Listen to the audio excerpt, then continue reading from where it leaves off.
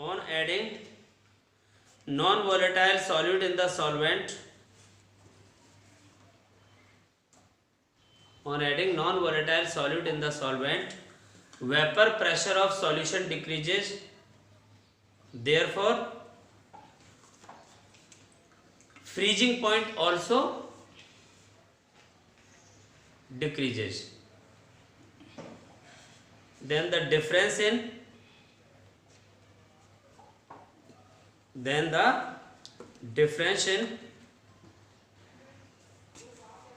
freezing point of solvent and its solution is called depression in freezing point. Depression in freezing point. Then the difference in freezing point of solvent and its solution is called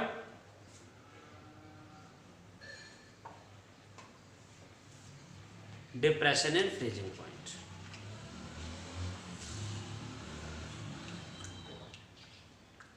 देखिए हमारे पास कोई solution है, कैसे बनाया गया है, इसके अंदर सॉल्वेंट, इस सॉल्वेंट में ऐड किया नॉन वोलेटाइल सॉल्यूट। ऐसा करने से क्या होगा, इसका जो वेपर प्रेशर है वो डिक्रीज हो जाएगा। वेपर प्रेशर डिक्रीज हो जाएगा तो उसका जो फ्रीजिंग पॉइंट है वो भी डिक्रीज होगा।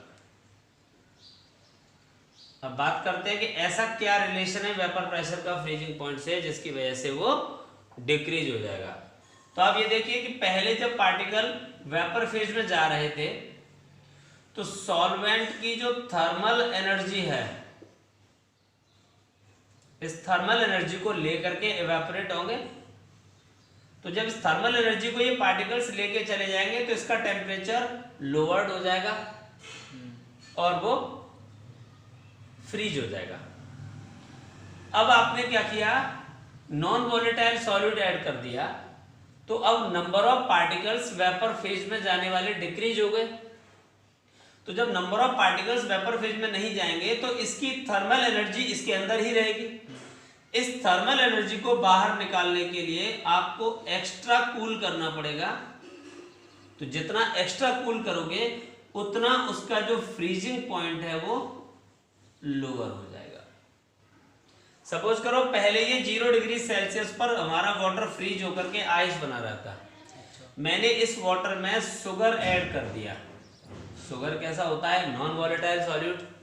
तो शुगर को ऐड करने से अब क्या हुआ, ये जो पार्टिकल वेपर फेज में जा रहे थे उसमें कमी आ गई, क्योंकि ये नॉन वोलेटाइल है, ये खुद नहीं जाएगा और सॉल्वेंट को भी कम जाने देगा। बिल्कुल।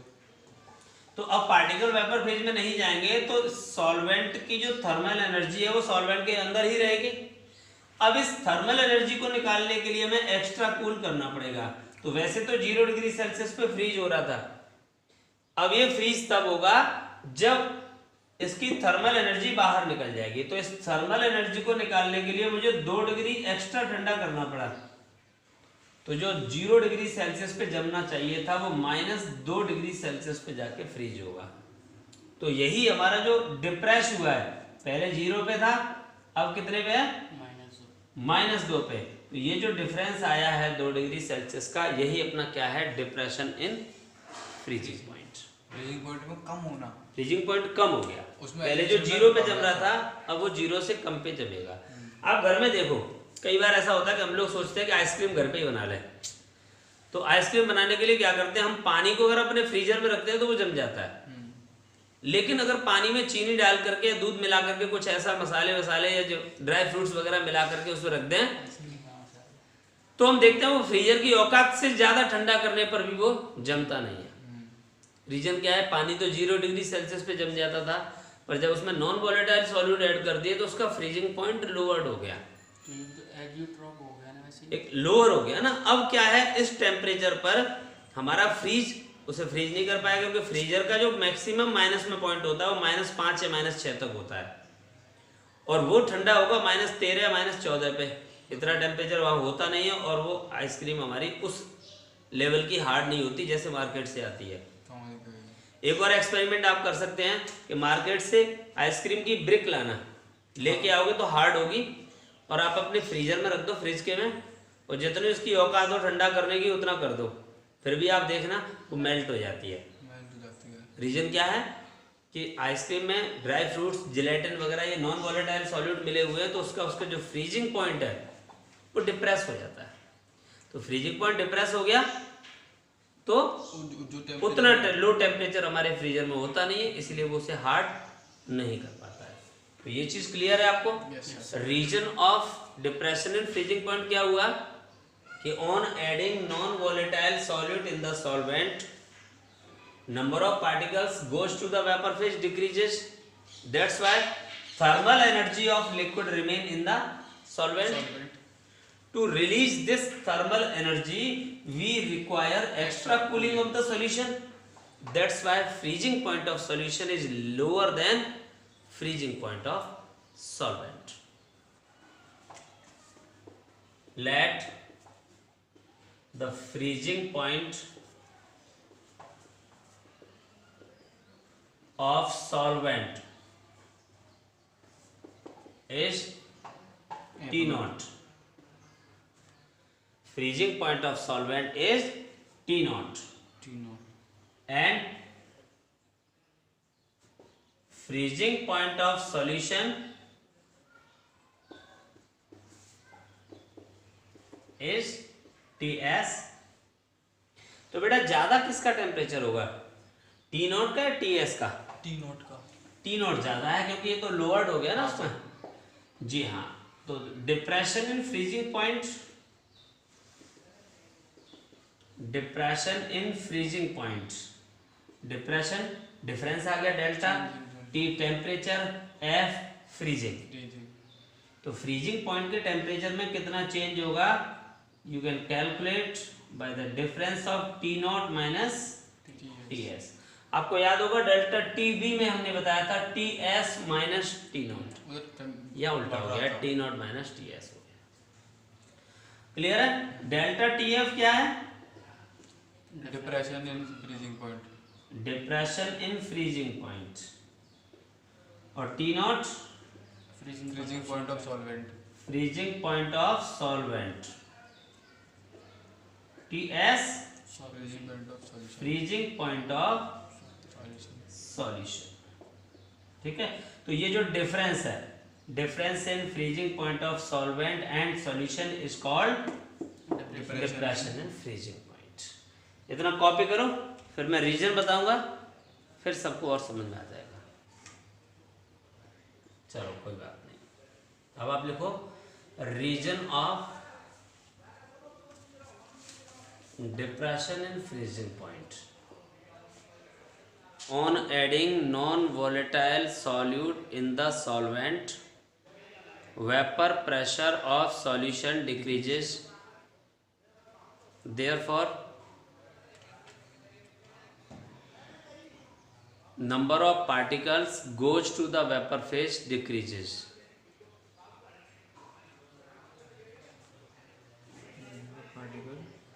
Number of particles goes to the vapor phase decreases.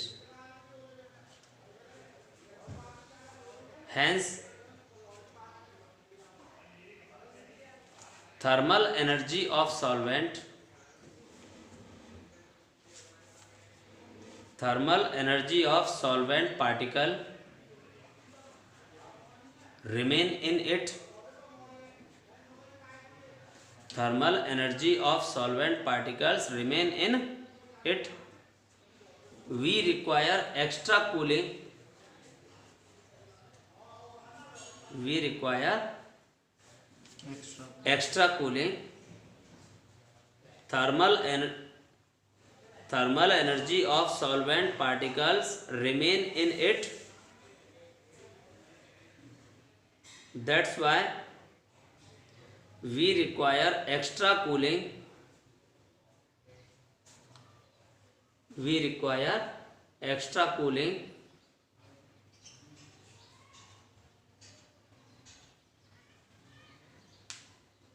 to freeze this solution. To freeze this solution.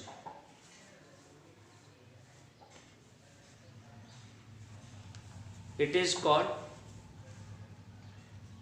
we require extra cooling to freeze this solution. It is called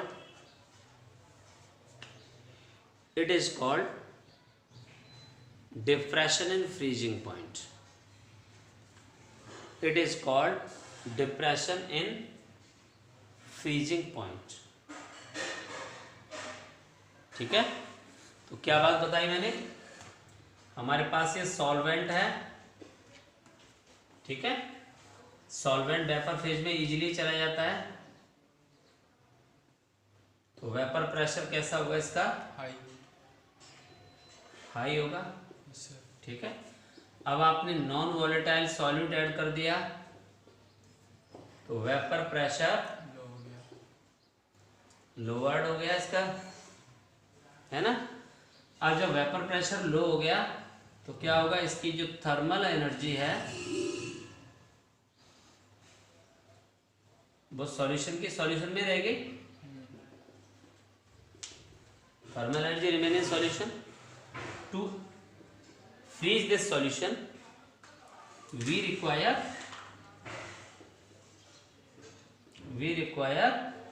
extra cooling। आई बात समझ में? yes, sir। इसलिए जो freezing point of solution है वो किससे कम होगा, फ्रीजिंग पॉइंट ऑफ सॉल्वेंट से। तो ये जो डिफरेंस निकलता है उसी डिफरेंस को हम लोग क्या कहते हैं, डेल्टा TF बराबर T0 minus TS, freezing point of solvent minus freezing point of solution, ठीक है। ये पूरा आपका थर्मल एनर्जी पार्टिकल्स में अपनी काइनेटिक एनर्जी होती है, एक हीट के फॉर्म में रहती है वो। जब तक पार्टिकल्स में ज्यादा एनर्जी होगी तब तक वो क्या करेगा, फ्रीज नहीं हो सकता, तब तक वो कंडेंस नहीं हो सकता, एक दूसरे के पास नहीं आ सकता, क्योंकि काइनेटिक एनर्जी होने की वजह से वो भागना चाहेगा, भागते रहेंगे। अगर वो एनर्जी बाहर निकल जाए तो पार्टिकल्स में काइनेटिक एनर्जी कम हो गई, पोटेंशियल बढ़ गई।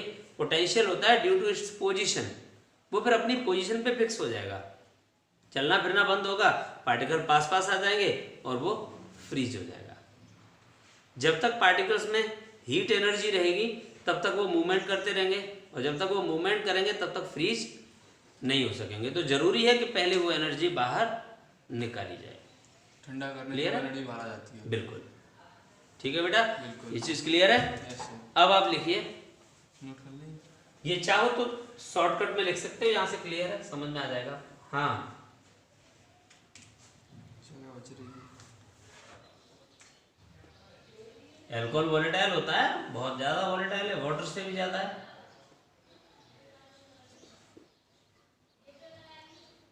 वेपर प्रेशर और फ्रीजिंग पॉइंट कैसे ग्राफ आए थे, यस सर, इसी तरह के आए थे ना। ऊपर सॉल्वेंट, सॉल्यूशन, दूसरा solution, yes sir, vapour pressure. अब जरा फ्रीजिंग वेपर प्रेशर को चेक करो एक पर्टिकुलर टेम्परेचर पे। सॉल्वेंट का ज़्यादा है, सॉल्यूशन का कम। सॉल्वेंट का वेपर प्रेशर ज़्यादा है, सॉल्यूशन का कम है एक पर्टिकुलर टेम्परेचर पे। और अगर यहाँ देखा जाए तो कांस्टेंट वेपर प्रेशर पे T0 TS, एक वेपर प्रेशर पे कांस्टेंट देखा जाए तो फ्रीजिंग पॉइंट सॉल्यूशन का ज़्यादा होगा और सॉल्वेंट का कम होगा, ठीक है। चलो भाई, ये तो इनका रिलेशन हो गया, कोई दिक्कत नहीं है, पर्टिकुलर कंडीशंस में हमने निकाल लिया है। और इसको देखेंगे जब फ्रीज करते हैं तो ये दोनों एक दूसरे के साथ मिल जाते हैं, ठीक है। ये जो कंडीशन होती है ये फ्रीजिंग एरिया होता है। फ्रीजिंग एरिया का आप देखिए कि जब पार्टिकल फ्रीज होते हैं तो फ्रीज हो जाएंगे तो वेपर फेज में जाना कम हो जाएगा, तो कम हो जाएगा तो उसका वेपर प्रेशर एक साथ कम होने लगेगा। पार्टिकल वेपर फेज में जाएंगे, जब तक वो फ्रीज नहीं हुआ तो वेपर फेज में जा रहा था, अब वो फ्रीज कर दिया तो पार्टिकल एक दूसरे से चिपक गए, फिक्स हो गए, वेपर फेज में जाना कम हो गया, तो वेपर प्रेशर एक साथ डिक्रीज कम हो जाएगा, नीचे बना लो इसे। देखो बेटा, relation between depression in freezing point, depression in freezing point and molality, क्या रिलेशन होता है कल आपको पता है? Yes sir. क्या है? Depression and freezing point is directly proportional. हाँ बिल्कुल, depression in freezing point is directly proportional to molality, directly proportional to molality of the solution. आपको पता है मोलैलिटी ही क्यों लेते हैं? क्योंकि सर ये मास, उसमें मास होता क्योंकि है, ये मास डिपेंडेंट है, इसका टेम्परेचर से कोई इफेक्ट नहीं पड़ेगा। और ये हमारी क्वांटिटी कैसी है? Depression freezing point temperature related, बिल्कुल। एलिवेशन इन बॉइलिंग पॉइंट वो भी टेम्परेचर रिलेटेड। इसलिए जो भी टेम्परेचर रिलेटेड वैल्यू होंगी उनमें हम कभी भी मोलैरिटी या कोई अदर ऐसी कंसंट्रेशन यूज नहीं करेंगे जो वॉल्यूम डिपेंडेंट हो। किसको करेंगे? मोलैलिटी को। जो मास डिपेंडेंट होंगे, टेम्परेचर इंडिपेंडेंट, केवल उसी को करेंगे, ठीक है, ताकि टेम्परेचर का इस पर कोई फर्क ना पड़े। Proportional to molality of the solution, मतलब हमने जो पहले रिलेशन पढ़ा था delta T F directly proportional to molality, yes sir. पहले जो पढ़ा था वो डेल्टा टी बी था, तो प्रोपोर्शनली साइन हटा तो के बी हो गया। अब एफ है तो एफ कर देते हैं, क्या दिक्कत है उसमें? बिल्कुल एज इट इज वैसे ही फॉर्मूले आ रहे हैं, है ना। किसके लिए होगा ये? Non associate and non dissociates के लिए, मतलब आयनिक कंपाउंड और कार्बोक्सिलिक के लिए ये नहीं होंगे, बाकी सब के लिए बराबर काम करेंगे। अच्छा, हम जानते हैं मोलैलिटी होता है W V into 1000 upon M V into V, sorry M V into W A gram में। इस वाले को अगर यहाँ पे पुट कर देते हैं तो क्या आएगा?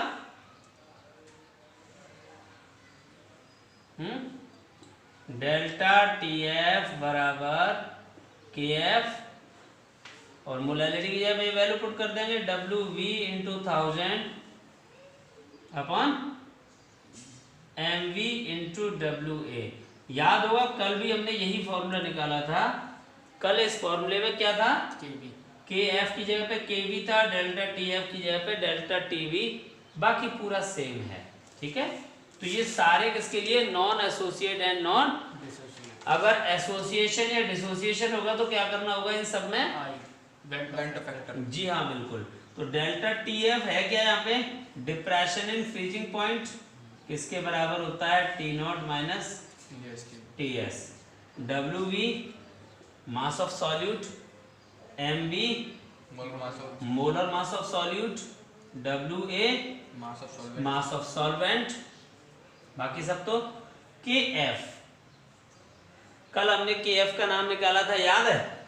इधर मोलैलिटी, इधर एलिवेशन, तो मैंने कह दिया मोलल एलिवेशन कांस्टेंट। आज यहाँ पर क्या है? डिप्रेशन, तो क्या होगा फिर?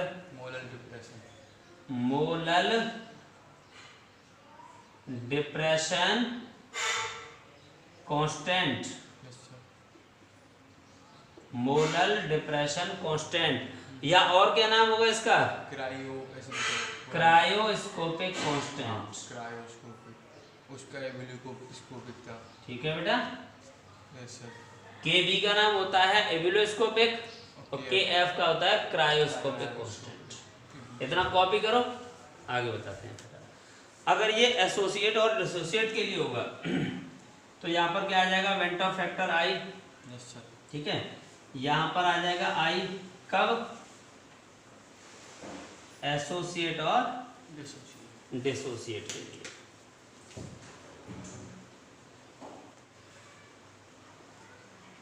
अब हेडिंग आएगी मोलल डिप्रेशन कांस्टेंट और क्रायोस्कोपिक कांस्टेंट। हमने जो फॉर्मूला अभी हमने बताया था तो उसमें के एफ इक्वल टू आ रहा है delta T F upon M. जैसे कल डेफिनेशन थी वैसे ही आज भी होगी। 1 मोलर। हाँ, अगर मोलैलिटी 1 है तो डेल्टा टी एफ बराबर किसके हुआ, के एफ के। तो क्या कहेंगे, depression in freezing point of 1 molar solution is called के एफ, मतलब मोलर डिप्रेशन कांस्टेंट। ठीक है, तो ये हेडिंग डालो और फटाफट से डेफिनेशन लिखो इसकी।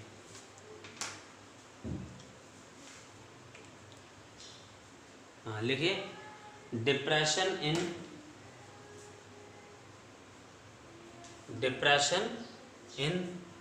Freezing point of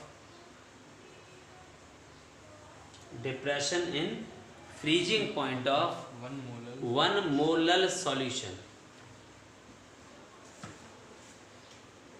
depression in freezing point of 1 molar solution is known as depression in freezing point of 1 molar solution is known as molar depression constant और cryoscopic constant। molar depression constant और cryoscopic constant।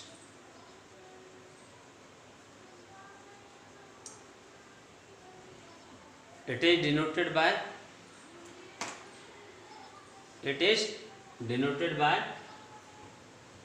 KF।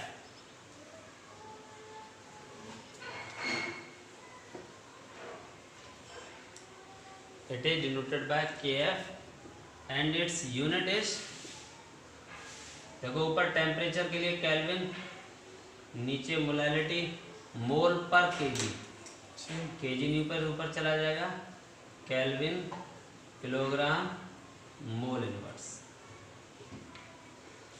तो KF का और केबी का unit भी similar है। Molecular depression constant, हाँ, depression in freezing point of depression in freezing point of solution, depression in freezing point of solution containing 1 mole solute in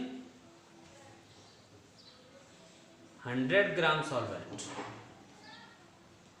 1 mole solute in 100 gram solvent। उसमें लिख लेंगे, अलग से note करके लिख लेंगे। Kb और Kf के लिए फॉर्मूले हैं। Kb बराबर होगा इसमें molar mass of solute into gas constant T² upon 1000 into enthalpy of vaporisation. Numerical में तो कहीं जरूरत नहीं पड़ेगी इसकी, वैसे लिख लो। ठीक है,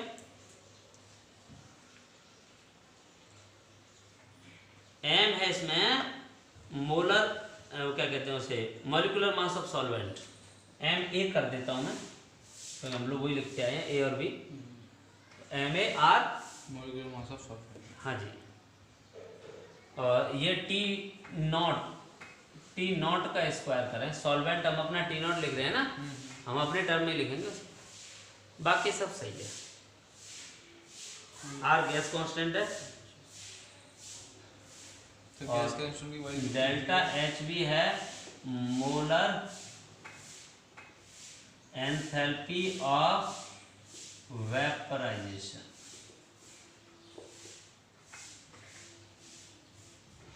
ठीक है,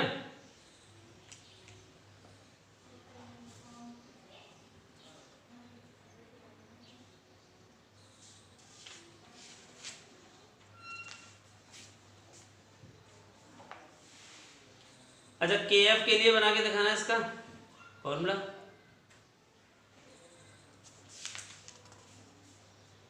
के एफ के लिए क्या होगा?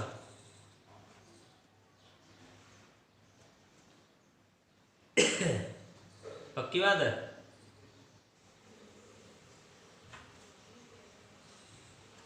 अच्छा मेरे ख्याल से सिर्फ बी की जगह पे एफ आएगा और कहीं कोई चेंज नहीं आएगा। हाँ बिल्कुल तू सही कह रहा है बेटा, होशियार बच्चा, यही पहचान होती है होशियार बच्चे की। ठीक है बेटा, MAR T0²। अच्छा यहाँ वेपराइजेशन था ना, अब वहां पे क्या होगा? Fusion freezing. हाँ स्मॉल एफ कब था? फ्रीजिंग।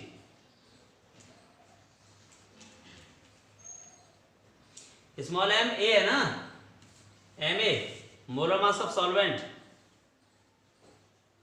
हाँ MA भी भूल गए, बचपन से पढ़ते आ रहे हैं इनको तो।